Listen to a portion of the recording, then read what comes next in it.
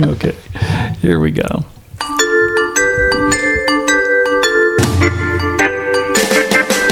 Today on That Was the Way It Was, We'll reveal some little-known facts about the things you grew up with, from crock pots to yo-yos. also, you know the Pledge of Allegiance by heart, right? But did you know it once included hand gestures? Plus, we've some disturbing facts about the history of the Fallout shelter. All that, plus we'll quiz Lauren on the Sunday comics. You're listening to That Was the Way It Was. Hey, folks, we got a bunch of good stuff for you today. Glad you're joining us. I'm Bob Bates. And I'm Lauren Leibowitz, coming to you from Los Angeles. And every week we dig up some history on the everyday things we grew up with. Okay, what do you say we get started? Let's get started. Well, I'm going to start today with something every suburban household once had on the kitchen counter. The crock pot. We had one. I didn't have one. Everybody had one of those. You didn't have a crock pot? No. Why am I having you read the crock pot story? I know, but this is because I'm Jewish, and this is a very interesting fact about the crock pot, that it was invented by Irving Naxon in 1936 as a device to cook beans. You wanted to be able to make a traditional Jewish dish that has to cook from sundown Friday night to the end of services on Saturday. In the early 70s, Naxon sold his design to rival manufacturing. It was marketed toward working mothers who would put food in the pot before leaving for the office and come home to cook a meal, which makes so much sense, right? I remember when my mom got one for the first time, Right. she would make dinner at breakfast. Put the meat and the potatoes and all that stuff in there, turn it on, and then the cool thing was the house would smell great all day long. All day long. It was kind of cool. I always thought that would be a problem if, something happened and it, I know, right? leaving the house with an electrical It appliance doesn't plugged seem in. like a good idea. No, my it mom doesn't. my mom hovered around it all day long. Oh, did though. you? So much for leaving the much for home, going, right? yeah. I guess the downside to having something cook all day is that it removed a lot of the nutrients from Yeah. the food, so all the vitamins. The carrots tasted great, but Yeah. they didn't do much for you, from what I I know, understand. but you gotta weigh the facts. Do you want nutrients? Nutrients? Well, that's Or do you want like easy? I go with easy. you go with easy? Okay. Well, do you know that 80% of families owned a slow cooker in Yeah. 2011? Totally believe. Wait a minute. That's just recently. So in recent times, people Yes. are still using them. Yes, I've never used one. I don't know. It doesn't really turn me on. But you know what? The show This Is Us showed a flashback to the 1970s, and in one key episode, the crock pot short circuits and the house caught on fire. Yeah, And the it dad killed- died in the yeah. fire. That was See? like the centerpiece of the whole first season, was how did he die? And it turns out he died because of a crock pot. faulty switch on the crock pot. Do you want that in your obituary? I don't think so. I died from crock pot. Crock pot. The company Rival did come out after that and wanted to push back on the concerns that people were having that crock pots were dangerous somehow and would burn your house down. A lot of people got rid of their crock pots. Twitter was full of people saying, "I'm putting my crock pot away. I'm throwing it out right now because I'm afraid it's going to burn the house down." It won't. Okay, let's see if you remember this. I pledge allegiance to the flag of the United States of America and to the republic for which it stands, one nation, under God, indivisible, with liberty and justice for all. Lauren, what is that called? It's the Pledge of Allegiance. Of course, the Pledge of course it Allegiance is. was first composed during the Civil War, but the one we use today was written by Francis Bellamy in 1892 and formally adopted by Congress as the pledge in 1942. Now, you hear it everywhere. Congressional sessions open with the recital of the pledge. All states required scheduled recitation of the pledge in public schools, except for California, Hawaii, Iowa, Vermont, and Wyoming. So here in California, it's not totally required that kids say the Pledge of Allegiance every day. They do require, here in California, we require a patriotic exercise, whatever that happens to be for your school. It was the playing of the national anthem, or God Bless America, or something to that effect. Something of that effect could work in lieu of doing the Pledge of Allegiance. Originally, the Pledge of Allegiance had some hand gestures involved, and they were a little bit weird. In 1892, students were instructed to start with their hand outstretched toward the flag. It looked like the Nazi salute. But the Nazi salute had not come along yet. That was adopted in Germany later. So when that happened, the U.S. Congress decided we better just do the hand over the heart part. Now, the original pledge read, "I pledge allegiance to my flag and the republic for which it stands," and then all the rest. So they hadn't included "under God" yet. And originally, he had considered using the words equality, but he knew that state educators at the time were against equality for women and African Americans, so he knew he couldn't get school kids to do this pledge if it said equality in there. Isn't that insane? That is insane. Nothing has changed, has it? Hard to believe that was a thing back then. But on Flag Day in 1954, they did add "under God." They did. The year I was born, 1954, they added "under God" to the Pledge of Allegiance.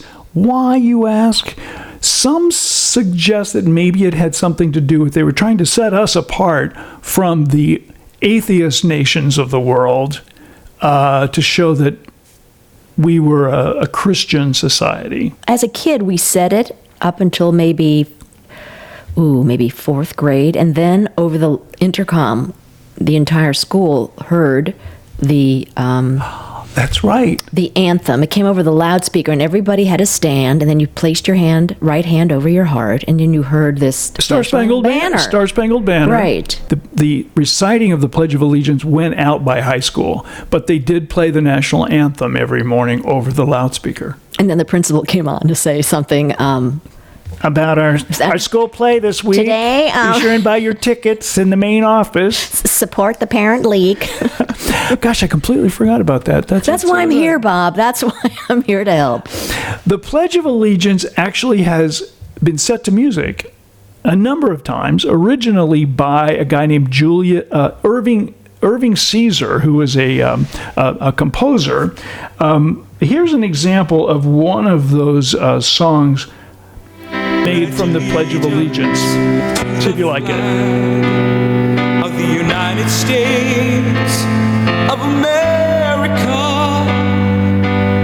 and to the republic for which it stands, one nation under God. I get it. It's not bad, right? It's very spiritual this way. Yeah, it's kind of uplifting.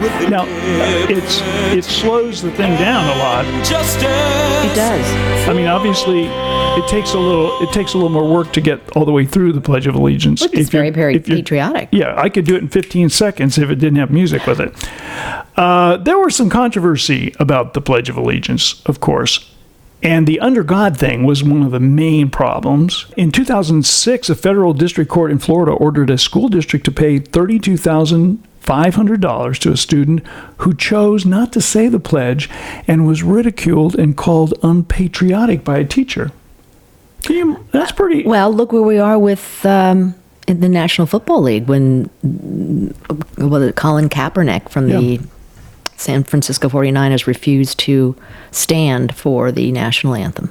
Courts have already said it's optional. Kids can choose to not say the Pledge of Allegiance in their classrooms, and teachers cannot do anything about it. Think about this. If Lin-Manuel Miranda did a rap of the pledge, right? That'd be catchier. Right? It'd be over. Well, it'd be over much faster. Yeah, too. but then a lot more people take a little pride or recite it, and really perhaps understand it for what it truly is. A reconnection to just being patriotic and proud of the land where you, home of the free and the brave. I guess if Lin-Manuel Miranda does it, it's kind of cool. Hip it up a little bit. Chicka-cone. Oh, no, don't try to rap. No. I know, it's not pretty. Let's move on. Shall we move on? Let's do it. Okay, I am so glad we're talking about this. It's the simplest of toys, yet so scientifically complex. It's the yo-yo. I love Tell me them. why. Why? I have to tell you. Okay, first of all, it was Y-O-Y-O. Oh, but you can also spell it yo-yo without the hyphen. Yeah, just to be clear. For those who really care, it could either be hyphenated or not hyphenated. It could be yo-yo or yo-yo. But not yo period. That's another. That's a whole other thing. A whole other thing. But the yo-yo is a toy that's consisting of an axle that's connected to these two discs, and in between these two discs are string, and it's looped around this axle. And so it's played, the yo-yo is played by holding the free end of the string, which is known as the handle, by inserting one finger into the loop. And I always had a problem with that. My dad, here's the point. My dad had to create the little loop. Because the loop on the end of, the slip knot on the end of your yo-yo could close up if you weren't careful, and then you couldn't get your finger back through it again. So exactly. You had to keep remaking the loop. Right, and that's what dads do. That's the thing. I think that's a dad responsibility. But as you got older, you could do it yourself. But then they came with slip knots as you got older. Mm-hmm. Oh, they did. Well, okay, they're all cheap set. Versions. Cheap versions. The cheap. Boy, some of them were getting very expensive. I remember some of the they were fancy too. They got fancy later as time went on. Well, the yo-yo is very old. Yeah. First of all, it's very old. It was on a Greek vase from 440 BC. You mean a picture of a boy playing with a yo-yo. Oh. So we're talking. So it goes back a ways. It goes back. So we don't have a clue as to who really came up with the idea. Of it. No. But in 1928, Pedro Flores, he was a Filipino immigrant to the United States, opened the Yo-Yo Manufacturing Company in Santa Barbara, California. And in just 1 year, was operating 2 additional factories in Los Angeles and Hollywood. He was employing 600 workers, and they produced 300,000 units daily. Can you imagine? And that was in 1 year. He went from just making a handful of them in a little store in Mexico to making 300,000 the following year. I mean, that business really exploded. It did. And this is, I had one of these because in 1929 there was an entrepreneur named Donald F. Duncan. Donald Duncan, the Duncan yo-yo, and he recognized the potential of this new found toy, and he purchased Flores's Yo-Yo Corporation and all its assets, and he changed the name. But what you want is for the yo-yo to go down and end up at the end of the string, but continue to spin on the slip knot. That's sleeping, right? But then you give it a little snap, and the snap makes it catch, and then it comes back up. So you want it to go down, spin, and then come back up. That's right. The joy. But there was also walking the dog, when it was still in motion like that. When you threw it down to the floor, and it kept spinning, and then you could walk the dog on the floor. Walk the yo-yo on the floor, right? I see. And it was still spinning, and then you could pop it up. Yeah. So it was really, walking the dog was just sleeping it, but low down on the floor like you're walking the dog. Exactly. Here's a fact. The biggest yo-yo on record weighs 255 pounds, and it's in a museum in Chico, California. Let's go there. But what could you possibly do with a yo-yo that big? You could, according to this, it was playable. It's just that it required a crane and heavy cable to make it work. But they could literally make that yo-yo work, which I think is pretty fascinating. I think it's pretty cool. Next up, the fear of nuclear war drove us to dig holes in our backyards. The creepy era of fallout shelters. You know, if you were a kid in the 60s, you remember seeing those films in school, preparing us for what to do in the case of an atomic bomb. Seriously, I don't remember these things. They told us if you see a flash, duck and cover. Sundays, holidays, vacation time, we must be ready every day, all the time, to do the right thing if the atomic bomb explodes. Duck and cover. The idea was you were supposed to get down on the ground and put a newspaper over your head, and that would help. Wow, I don't remember that. That's a little pre you. It was the Cold War, and the nuclear attack was something we all worried about. It was a period of international tension. Americans felt threatened by the possibility of nuclear war and sought ways to survive an attack. So much so, in fact, that our federal government encouraged us to build fallout shelters in our basements or our backyards. Here is a public service announcement from the government. I have a shelter in my home. It offers my family good protection in case of a nuclear attack. It also serves a dual purpose, a spare bedroom. We know from tests and from study and from research that the single best action for the protection of the greatest number of people in case of a nuclear attack is a family fallout shelter. So, thanks to those kinds of public service announcements, people started building these things in their backyards and in their basements. Fallout is the dust, the radioactive dust that occurs after the bomb explodes, and it goes up into the atmosphere and then settles down miles beyond. So, if you lived in a rural area, or if you lived in a far suburb, those areas might not be hit by the blast, but you could be sickened by the fallout. The gamma rays. So the idea was you get down in your basement, you protect yourself from the fallout. But they eventually stopped that altogether as nuclear treaties were put into place and tensions eased a bit. Shelters were converted into wine cellars and mushroom gardens and rec rooms and things like that over the years. I like people had a positive way how to change. Honey, what do you want to do with this room? The fallout shelter, let's turn it into a mushroom garden. Yeah, I'm surprised nobody named a wine after that. The Fallout Shelter 2016. I know exactly. Right? Fallout shelter wine. You know, it was interesting too that in New York City and major cities, you'll see those signs. It's a circle sign with 3 little triangles, and it'll say Fallout Shelter underneath. And they're on the sides of like major buildings in urban areas. They were initially designated as a place where you should go in the event of an atomic bomb to protect you from the fallout. They were never very well supplied. They were like meeting rooms and things like that. From what I understand, those signs, many of them are still in place. They never pulled them down. They're all over New York City. They must lead to. They don't. They're nothing. They're all gone. They're all defunct. There's no. They've turned them into laundry rooms or whatever. There's no supplies, and there's really. So if you see those signs, you think you're going to run into a fallout shelter. There is no fallout shelter there.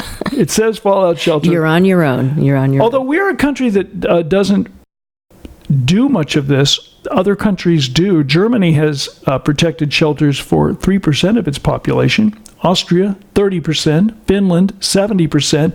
Switzerland, according to this, can house 114% of its population in fallout shelters if there was to be an event. What does that tell you about a neutral country? They're worried. Yeah. They're afraid of what. Well, and when you think about where Switzerland is located, it's a target area. I mean, it's right. A dangerous kind of. You're sandwiched between other world powers who have nuclear weapons, so it's sort of understandable that they should be a little bit concerned. That's why I think open communication is so necessary today. Yeah, no kidding. I mean, what do you do if you go into your fallout shelter and the neighbors start knocking on the door? Like, first of all, Lauren, would you let me in your fallout shelter? Of course. Well, what if there was only room for you and Joel? We'd find a way. You can't turn. You'd work it out. The situation itself presents. I don't think I could spend that much time with you in a tiny little room. In a tiny little room. Sorry about that. That is the story of fallout shelters.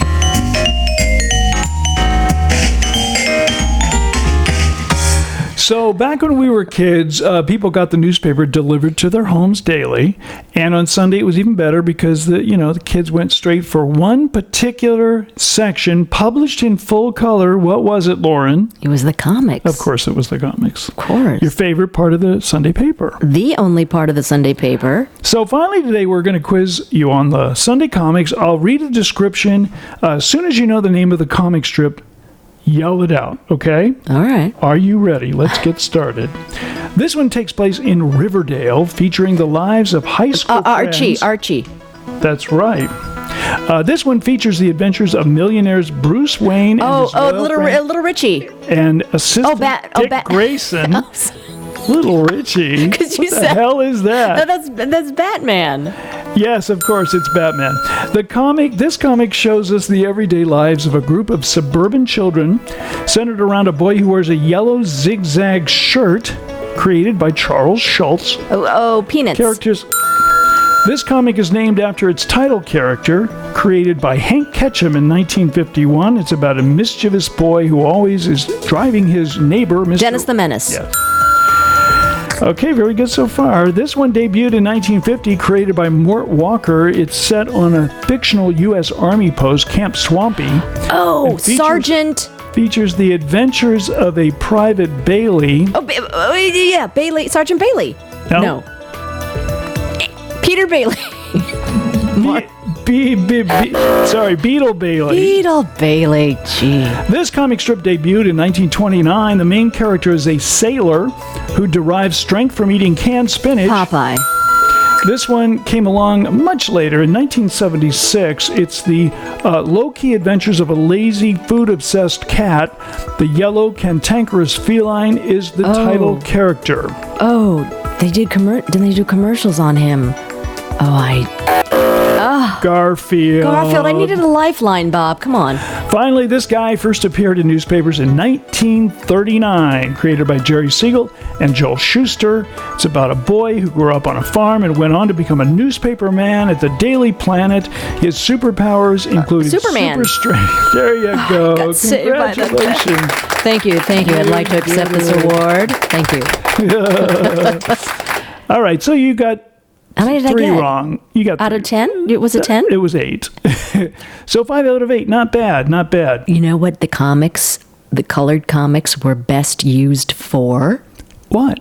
Silly putty. Do you remember the little yes. gelatinous Of course I remember. form in an egg, in a plastic egg, and you popped it open, and then you would get it malleable with the heat of your hands, and then you'd place it on a comic strip of your choice. The best. Wait a second, peel it back, and you would see an image. It would work on the daily comics too, but the Sunday comics were the best because it would peel all that color off and you'd have a whole comic. I don't know what you do with it once you have it. It's like, who cares? But it was cool. And it was cool. backwards. And all the letters were backwards, which we thought was kind of cool. I don't know. I don't know why we thought that was cool. Oh, is it time to go? I hear that music. It's time to go. That is it for another episode of That Was the Way It Was. You'll find us wherever you find your podcasts. For daily updates, follow us on Instagram.